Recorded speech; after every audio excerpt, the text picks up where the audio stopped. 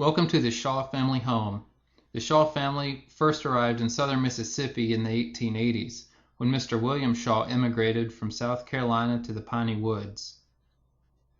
In 1880, the lineage of this homestead began when Bernard Dedeaux applied for the original title to the property.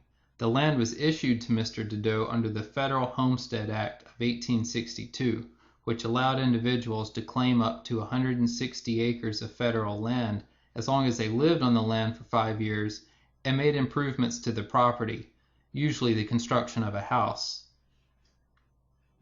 In 1885, Mr. Dedeaux constructed a 2-room cabin on the property, which he later gave to his brother-in-law, Jules Ladner, who replaced the cabin with this full dog trot log house and detached kitchen.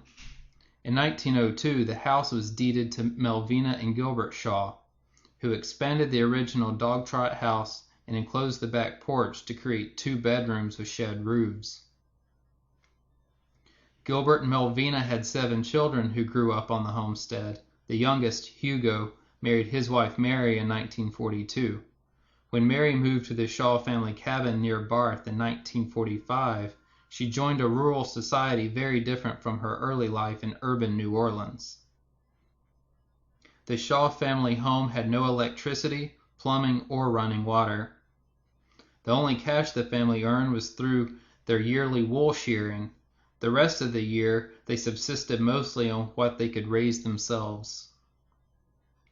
When Mary and Hugo moved to Hugo's childhood home, they lived with Gilbert and Melvina, Hugo's sister Colonna, and Hugo's brother Monroe.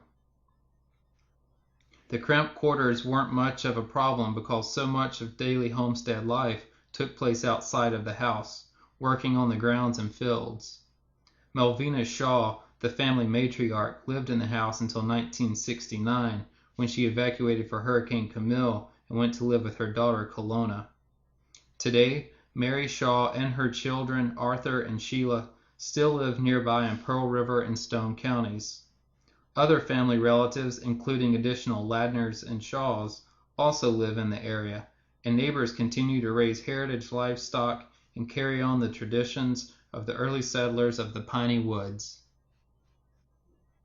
Please proceed to House's central passageway for the Dog Trot podcast.